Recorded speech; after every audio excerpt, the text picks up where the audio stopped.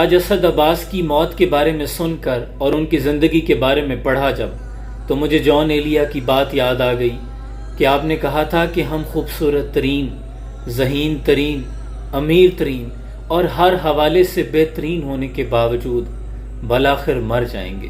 یہ حیات بہت مختصر سی ہے، لیکن اس سٹوری کو پڑھنے کے بعد میں نے اس پہ ویڈیو اس لیے بنانا ضروری سمجھا کہ میں اپنے معاشرے کی بے حسی کے بارے میں بھی بتا سکوں اور لوگوں کو اللہ کا پیغام بھی سنا سکوں۔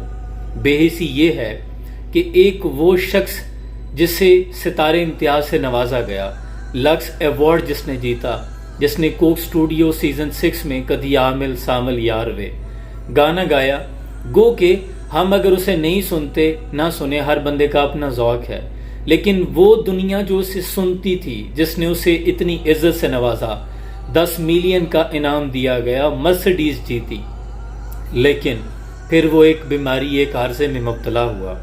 تو وہ تمام لوگ جنہوں نے شہرتوں کی بلندیوں پہ جب تھا وہ، تو اس کے ساتھ کام کیا، اسے داد دی، اسے سراہا، اسے چینلز پہ بلایا گیا، لیکن جب اس کے برے دن شروع ہوئے تو تمام اپنوں نے اس کا ساتھ چھوڑ دیا۔ وہ قسمہ پرسی کی زندگی گزارتا رہا، کڈنی فیلئر میں مبتلا رہا اور لوگوں سے گزارش کرتا رہا کہ خدا کے لیے میری مدد کیجیے۔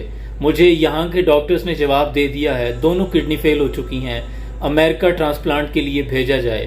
غالباً 10 کروڑ کا خرچہ بتا رہا تھا وہ، لیکن میں یہ سوچ رہا تھا کہ ہمارے ہاں اتنے مخیر حضرات موجود ہیں جو 10-10 کروڑ کے اعلیٰ اور عمدہ نسل کے گھوڑے پالتے ہیں۔ یہاں اپنے سیاسی لیڈران کو خوش کرنے کے لیے 50-50 کروڑ ایک جلسے پہ خرچ آ جاتا ہے، لیکن بے حسی کی تصویر بنا معاشرہ صرف اس کی بیماری کو سنتا رہا، دیکھتا رہا اور اگنور کرتا رہا، یہاں تک کہ اس نے تمام جو اثر و رسوخ والی شخصیات تھی ان سے رابطہ بھی کیا، لیکن کسی نے اس کی داد رسی نہیں کی۔ اور دوسرا بہت بڑا پیغام اس موت سے یہ بھی ہے کہ آخر ہمیں اپنے رب کی طرف لوٹنا ہے۔ یہ دنیا کی چکا چوند چاندنی 4 دن کی ہے، اور اس کے بعد ہمارا رب اور ہم اس کے سامنے کھڑے ہوں گے، ہم نے جواب دینا ہے۔ خلق الموت والحیات لیبلوکم ایکم احسن عملا۔ اے انسان، ہم نے موت اور زندگی کو خلق ہی اس لیے کیا ہے، دیکھ سکیں کون ہے جو تم میں سے صالح اعمال کرتا ہے۔ اللہ نے زندگی سے پہلے موت کا ذکر کیا ہے۔ یہ ہماری طرح کا لڑکا تھا، 16 سال کی عمر میں عزتوں کی، شہرتوں کی بلندیوں پہ پہنچ گیا۔ کتنا کچھ جو ہم لوگ خواب سمجھتے ہیں، بہت سے لوگ، وہ اللہ نے اسے عطا کر دیا تھا، لیکن پھر وقت نے کیسی چال چلی کہ وہ سارا کچھ جو اس نے جیتا تھا، وہ لکس ایوارڈ میں مرسڈیز، وہ جو کیش ریوارڈ جیتے تھے، وہ سب کے سب اس کی بیماری پہ خرچ ہو گئے، اور آخر کار وہ اپنے خالق حقیقی سے جا ملا۔ واصف علی واصف کی بات یاد آتی ہے، آپ کہتے ہیں یہ لوگ جو تمہاری خوشی بنے ہوئے ہیں دراصل تمہارا غم ہے، انہی کی وجہ سے تو ہم غموں میں مبتلا ہوں گے آخر میں، انہی کو خوش کرنے کے لیے تو ہم اپنی زندگی میں بغیر حلال اور حرام کی تمیز کیے، بغیر کامیابیوں کے پیچھے ایک ریس میں بھاگتے ہوئے گھوڑے کی طرح دوڑتے چلے جا رہے ہیں۔ ہم اس بات کو بھول جاتے ہیں کہ میرے مالک نے مجھے خلق کیوں کیا تھا، میری دنیا میں آمد کس لیے تھی، آمد برائے بندگی، بے بندگی، شرمندگی۔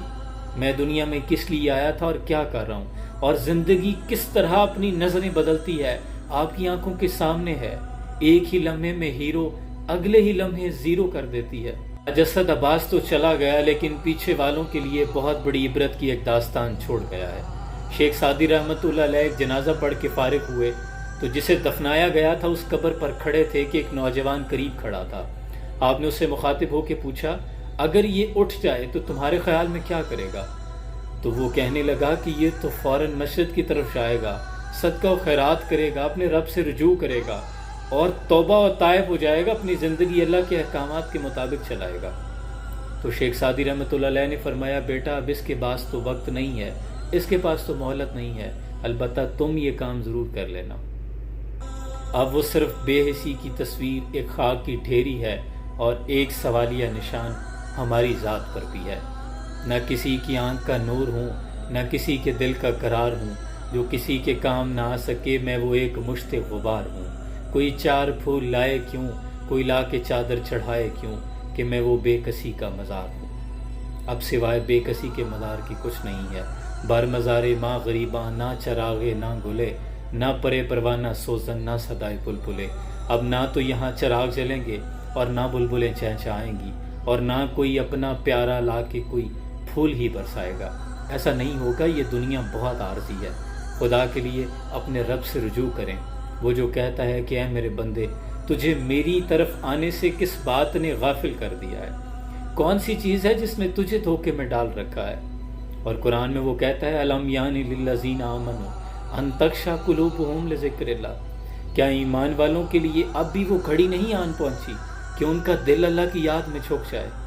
ہمارے لیے یہ عبرت کا مقام ہے کہ اس واقعے سے ہم سبق سیکھیں۔ اپنا بہت سا خیال رکھیے، سلام پہنچے۔